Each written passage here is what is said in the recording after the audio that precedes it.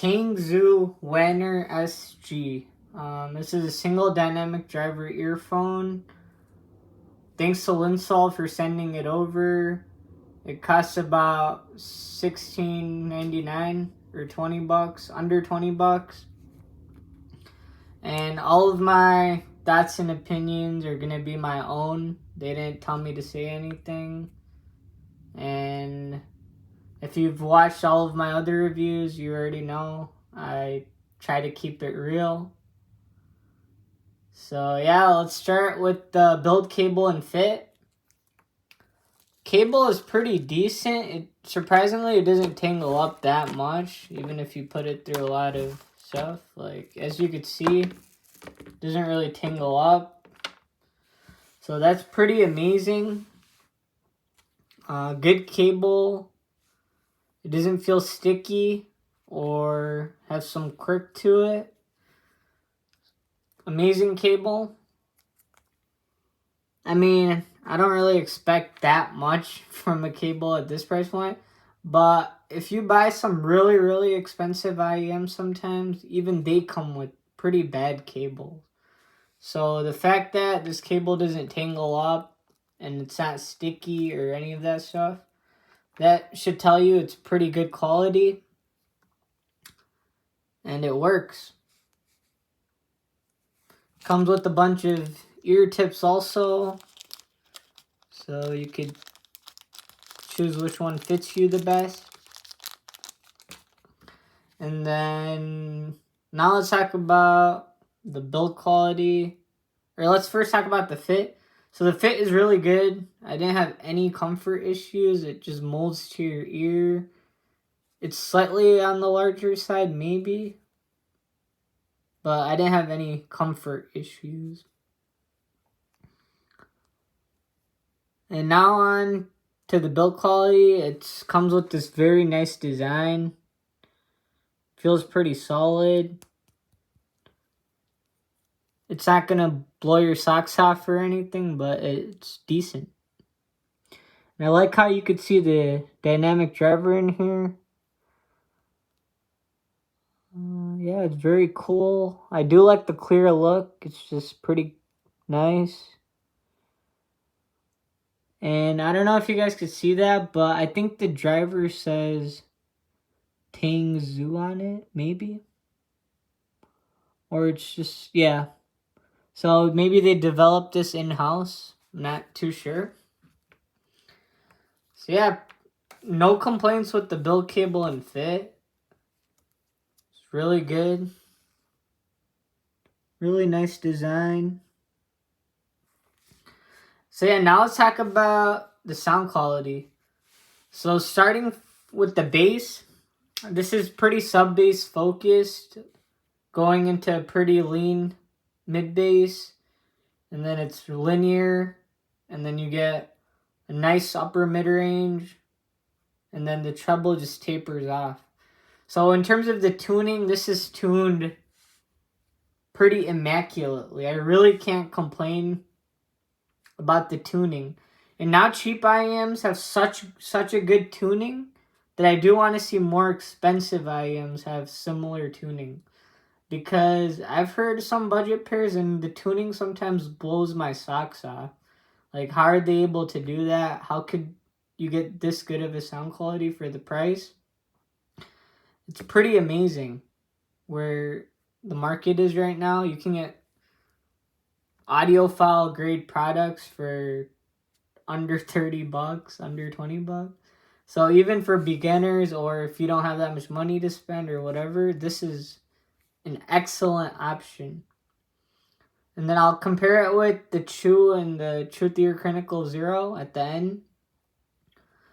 So yeah, let's start off with the bass. So the bass on this is very, very tight and controlled. It's never too much. Even if you listen to very, very bass heavy songs like Hulu by Pierreborn, Schoolboy Q, Man of the Year, some songs by Nav, or some hip hop and rap, I thought that the bass was always neutral. Like, never ever did I find the bass to be too much. And that issue I did have with the Truthier Clinical Zero is, you could check that review I made. The bass was just thick, meaty, and overly rumbly. But this IM is the exact opposite of that. This is very tight, controlled, precise, closer to how the track was recorded is how this IM sounds in the bass. So if you're a bass head, this isn't a bass head set. This is more of a neutral tune. But yeah, I mean, the bass has a good punch, good kick, but it's neutral bass. It's a little more than the Etymotic series, like by 30%. And then the Truthier Clinical Zero has like 70 or 40% more bass than this. 40 to 70% more bass than this. So this is definitely on the calmer side on the bass. And I really, really like the tuning. It's spectacularly tuned. And going into the mid bass, it's not going to have that much slam and heft because it's pretty lean. So if you want more warmth and more fullness, this IM's not that warm, or it doesn't have too much mid bass. And then leaning to the lower mid range, it's pretty linear. It's pretty flat. So whatever track you play on here is going to sound pretty close to how it was recorded. The bass isn't going to pop out at you. The mid bass is lean, close to neutral. And then the upper mid range has a lot of energy. Very, very good for vocals. It's full-bodied upper mid range. Good weight. It doesn't sound thin in any way, in any perceptible way. So yeah, the upper mid range is very, very good because it's nice and forward, but it's not shouty. Where the Truthier Clinical Zero sometimes, the 4 and 5 and 6K region was a little boosted. This doesn't have that. So I'd be hard pressed for anyone to find this shouty or really have an issue with how it sounds. It's very, very safe sounding. It's not harsh. It's not fatiguing. So it's just very well done. And then onto the treble. So the treble is very, very smooth. No peaks or no dips. It's just very smooth and well extended. So yeah, just pretty phenomenal that a set this cheap could perform that well. So when you're listening to voices and inflections, it won't be as airy as like an EST set or a balanced armature set. But all dynamic drivers have that issue, is the treble won't reach that very, very high note on trumpets, on violins, on trombone, on some of those flutes, those airy instruments.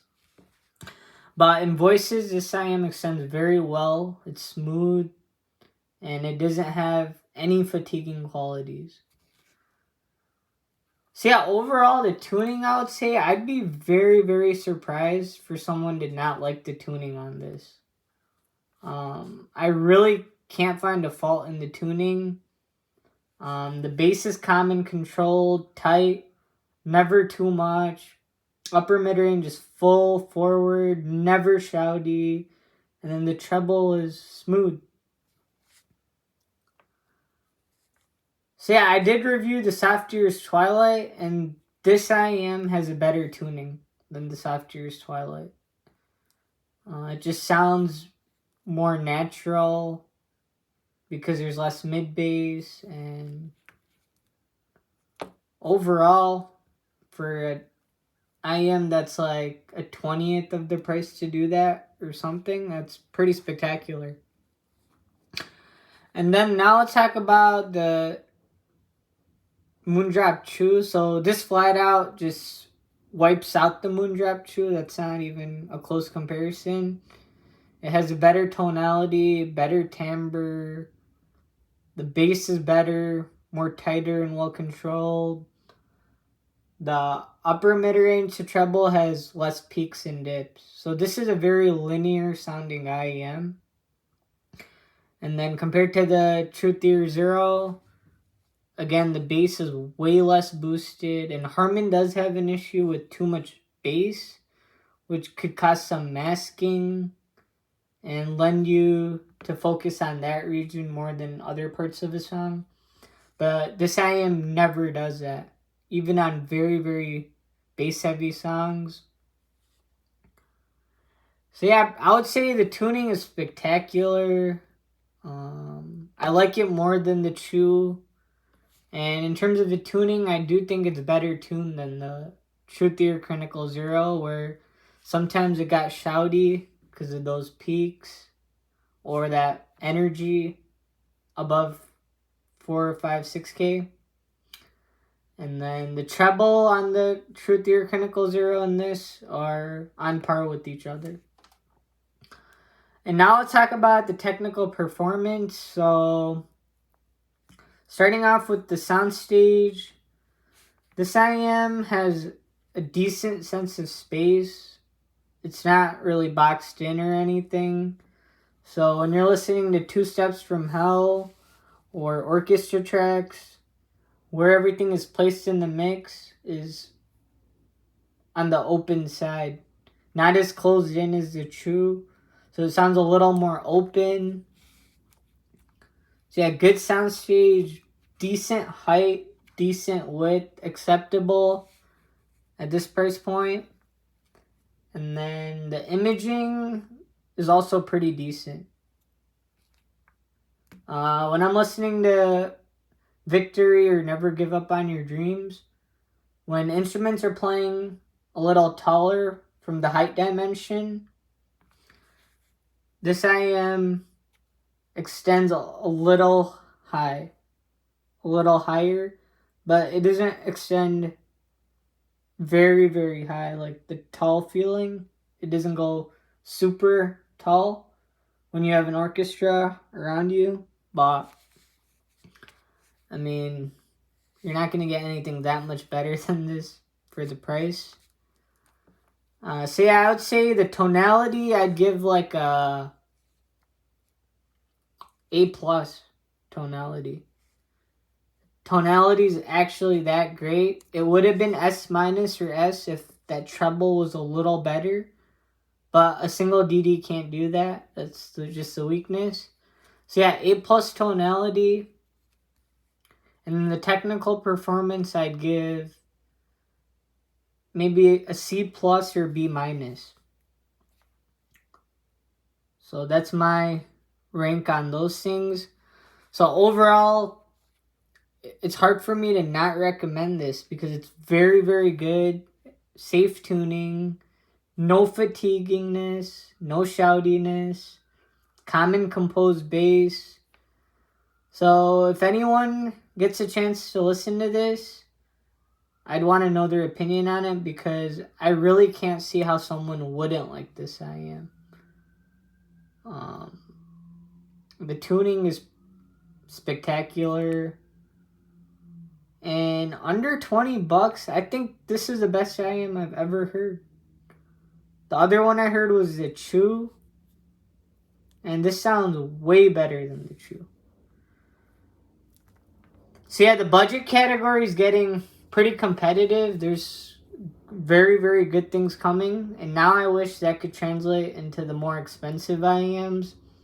Have perfect tonality, perfect details, 3-dimensional sound.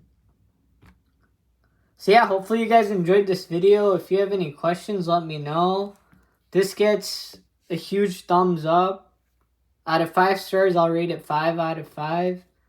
And I guess I'm going to start doing a ranking system, like of every IEM I do. If it's 1 star, 5 stars, 3 stars, or something like that. If you have any recommendations, leave it down below. So yeah, 5 out of 5 stars for this. And I'm going to link this product in the description. Thanks to Linsol for sending it over. And like, comment, and subscribe. And I'll catch you guys in the next one. Take care.